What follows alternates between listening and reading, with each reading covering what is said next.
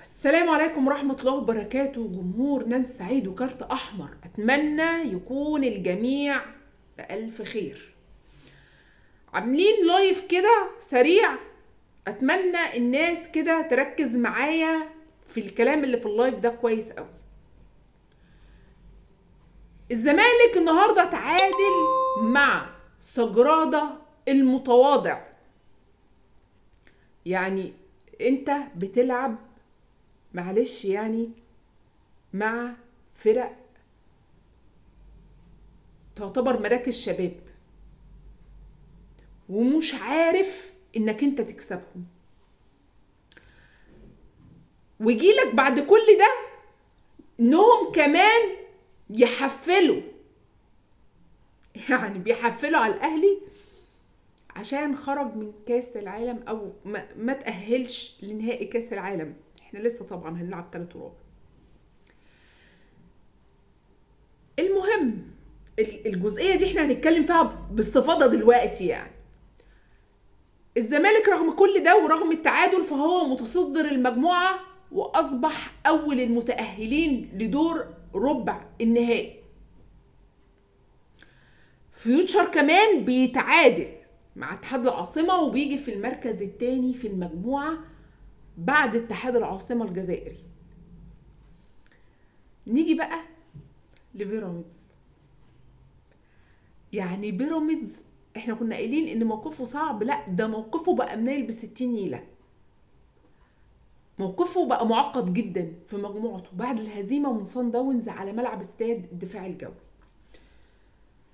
انا بصراحه يعني انا مش عارفه ايه ناقص عشان فرقه زي بيراميدز مش عارف يحقق بطوله. يعني انت حتى مش عارف تقدم عروض قويه في افريقيا.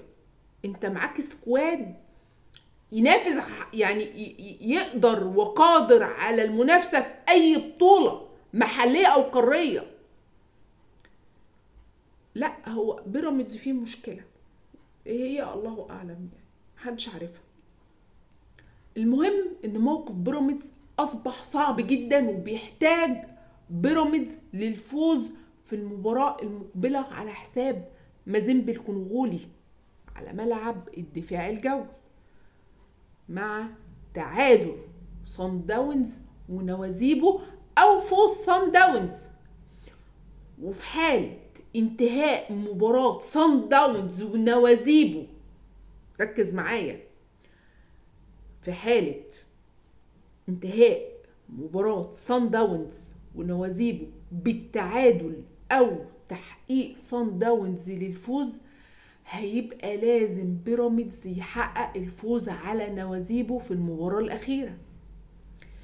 وفي حال فوز مازيمبي على صن داونز لازم بيراميدز يحقق الفوز في كلا المباراتين، مع طبعا الكلام ده برضو مع تعثر صن داونز في المباراة الأخيرة قدام نوازيبو.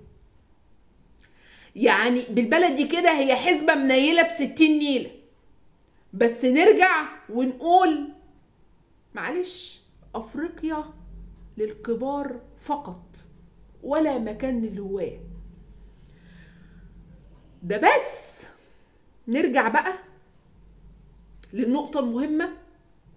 الكلام ده بس عشان الناس اللي بتحفل على الاهلي عشان اتغلب من فلومينينسي في نص نهائي كاس العالم، اللي هم لا وصلوا ليه ولا هيوصلوا ليه. هم متفرجين فقط، ويا ريت متفرجين في صمت، لا بيحفلوا ليهم عين يحفلوا. يعني احنا زعلنا ان النادي الاهلي ما صعدش للنهائي كجماهير اهلي، لان احنا متعودين على الفوز ماشي. بس فرقه الاهلي دي اللي من غير راس حربه، اللي من غير مهاجم، هزمت اتحاد جده على ارضه هزيمه تقيله،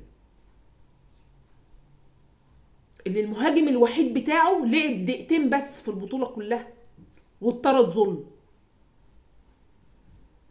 الفرقه اللي اتظلمت تحكيميا اتحسبت ضربه جزاء في الماتش اللي احنا لسه خارجين منه ده، هي اصلا مش ضربة جزاء وظلم تحكيمي باين. الاهلي اللي لعب ماتشين في 3 ايام قدام فرقة مريحة بقالها 10 ايام وداخلة على الجاهز في نص النهائي، فرقة لو هي اصلا منهكة قادرة على انها تهزم اي فرقة عربية او اي فرقة من اللي هم قاعدين يحفلوا. ده يعني ده لو يعني اصلا سنحت الفرصة ان هم يلعبوها اساسا. الفرق اللي احنا بنلعبها دي مع احترام الفرق المصرية هم بيتفرجوا عليها في التلفزيون بس، لا عمرهم ما هيشوفوها ولا هيقابلوها. تمام؟ فانت ما تقعدش تحفل على الاهلي اللي هو ممثل الدولة المصرية الوحيد في البطولات العالمية. الاهلي اللي لعب كاس عالم 9 مرات، وصل لنص النهائي 6 مرات، وحصل على المركز الثالث 3 مرات، ووصل كاس العالم للأندية 4 مرات متتالية في آخر 4 سنين. وإن شاء الله إن شاء الله الأهلي قادر على تحقيق البرونزية الرابعة في تاريخه. وده لو أنت مش شايفه إنجاز يبقى أنت أعمى. ده في حد ذاته إنجاز يا شوية فشلة. ولو مش عاجبك ما تورينا نفسك، ما انت بتلعب اهو في بطولات على قدك ومش سالك فيها.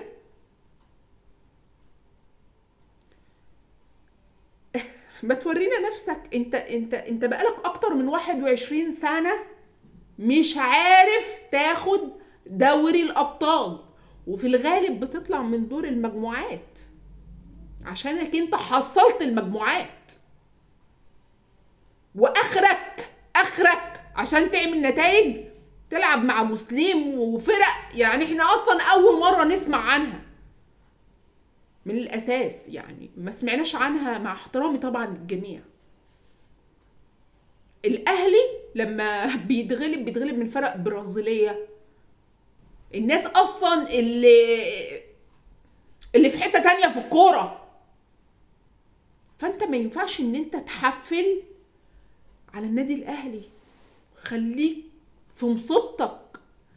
يعني انا طبعا كلامي كله لقلة من جماهير الزمالك، في قلة مريضة انا ما اقدرش اصنفهم غير كده. يعني انت اصلا قاعد، يعني انت يا اخي حتى لو انت مش بتحاول ان انت يعني تقول كلمة الحق اسكت. لا بيحفلوا، يعني انت ليك عين اصلا. بس هنقول ايه؟ شر البلية ما يضحك. فاشل على مدار 21 سنة واكتر من تحقيق اي انجاز يذكر، وجاي يتحفل على النادي الوحيد اللي بيخلي اسم مصر يذكر في العالم وعلى منصات التتويج. يا ريت بجد يعني تبصوا لنفسكم، يعني جايز تخجلوا. يعني ده لو في شوية دم، فيش كلام يتقال بعد كده. خلص الفيديو معايا النهاردة واكيد الرسالة وصلت. اتمنى الفيديو يكون عجب الجمهور المحترم سواء من الاهلي او الزمالك اللي بيتابعني. وبرجع واكرر كلامي لقلة من جماهير الزمالك اللي بتخش تحفل، معرفش بيحفلوا على خيبتهم ولا على ايه، لكن طبعا كامل احترامي لجمهور الزمالك المحترم اللي متابعني على صفحتي وبيخش يتكلم وبيناقش بمنتهى الاحترام. تحياتي للجميع. اتمنى الفيديو يكون عجبكم، ولو عجبك الفيديو دعمني، يعني اشترك معايا على صفحتي على الفيسبوك او على قناتي على اليوتيوب. شرفني وجودك. السلام عليكم ورحمة الله وبركاته.